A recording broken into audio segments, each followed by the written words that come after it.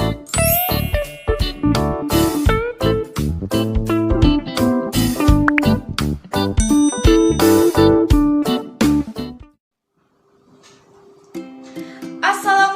warahmatullahi wabarakatuh.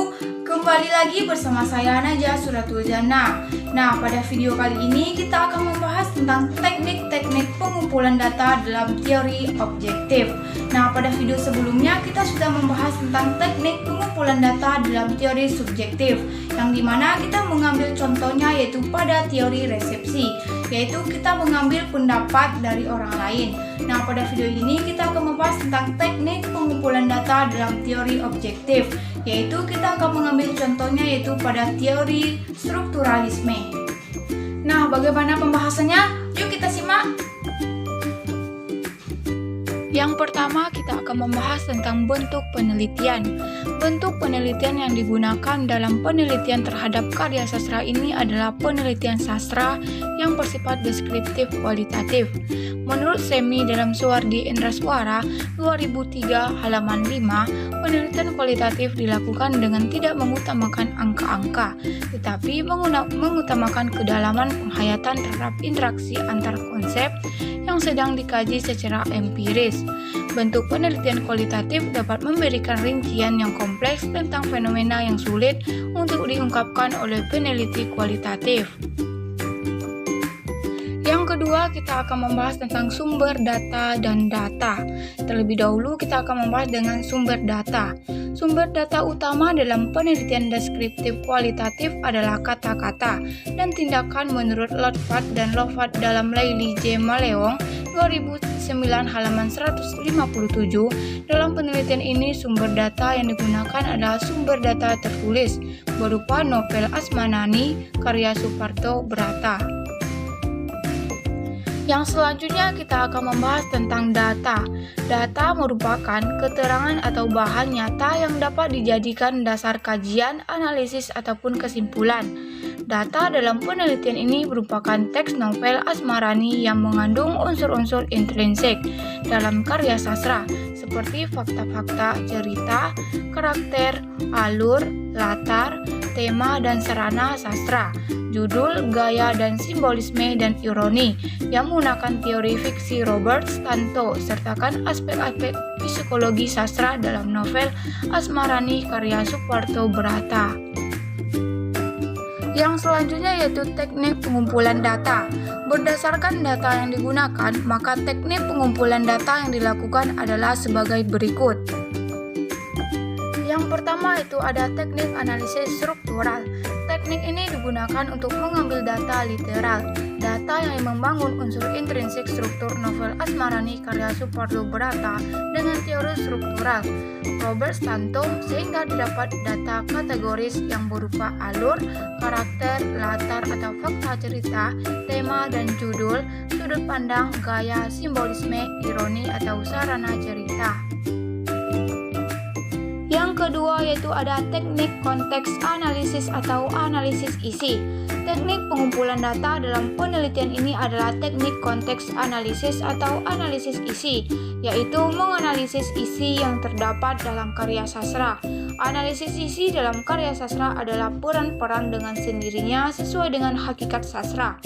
Isi dalam metode analisis isi terdiri dari dua macam, yaitu isi laten dan isi komunikasi.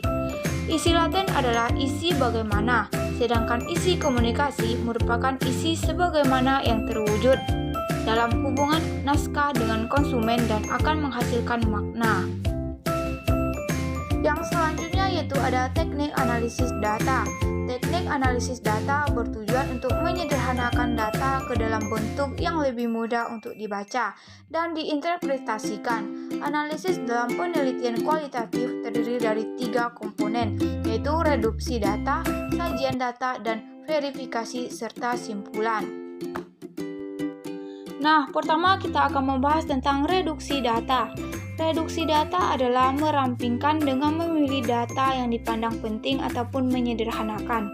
Analisis data dimulai setelah mengumpulkan data-data dari struktur novel Asmarani karya Suparto Brata yang menggunakan teori Robert Stanto yang memilih karakter, alur, latar, tema, serta sarana-sarana sastra yang meliputi judul, sudut pandang, gaya, dan simbolisme dan ironi. Selain itu, data lainnya diperoleh dari mencari referensi dari buku, artikel, dan sebagainya terkait dengan masalah yang akan diangkat. Hasil dari pencarian referensi tersebut dijadikan sebagai data psikologi sastra. Setelah semua data diperoleh, selanjutnya dilakukan reduksi data sesuai dan tepat. Nah, selanjutnya yaitu ada sajian data. Tahapan selanjutnya setelah melakukan reduksi data ataupun pemilihan data, yaitu ada penyajian data. Sajian data adalah penyajian data secara analisis dan sintesis dalam bentuk uraian data yang terangkat, disertai dengan bukti-bukti terstruktur yang ada. Sajian data meliputi fakta-fakta cerita yang meliputi karakter, alur, latar, tema, serta sarana-sarana sastra yang meliputi judul, sudut pandang, gaya, dan simbolisme dan ironi, serta aspek psikologi dalam sajian datanya. Dapat disertai dengan kutipan langsung yang sesuai dengan unsur struktural dan aspek psikologis yang dimaksud agar data yang disajikan lebih jelas. Nah, yang ketiga yaitu ada penarikan kesimpulan dan verifikasi. Tahapan selanjutnya setelah melakukan proses reduksi dan sajian data dari data-data yang terkumpul adalah kesimpulan. Kesimpulan yang sudah diperoleh atau tahapan selanjutnya adalah melakukan verifikasi. Verifikasi dan kesimpulan adalah meliputi kembali atau diverifikasi pada catatan-catatan yang telah dibuat ataupun penelitian dan selanjutnya membuat kesimpulan sementara. Penarikan kesimpulan merumuskan apa yang sudah didapatkan dari reduksi data maupun kegiatan pengumpulan data. Proses penarikan kesimpulan dilakukan setelah data-data pada tahapan reduksi data dan sajian data terkumpul dan tersusun penarikan kesimpulan dan tidak bisa sekali jadi, sehingga perlu terjadinya pengulangan proses seperti unsur strukturalnya, yaitu yang meliputi tentang fakta-fakta cerita yang meliputi karakter, alur, latar, tema, serta sarana-sarana sastra yang meliputi judul, sudut pandang, gaya, dan simbolisme dan ironi. Apabila dirasakan belum memenuhi, maka dapat dilakukan dengan pengulangan proses supaya lebih meyakinkan.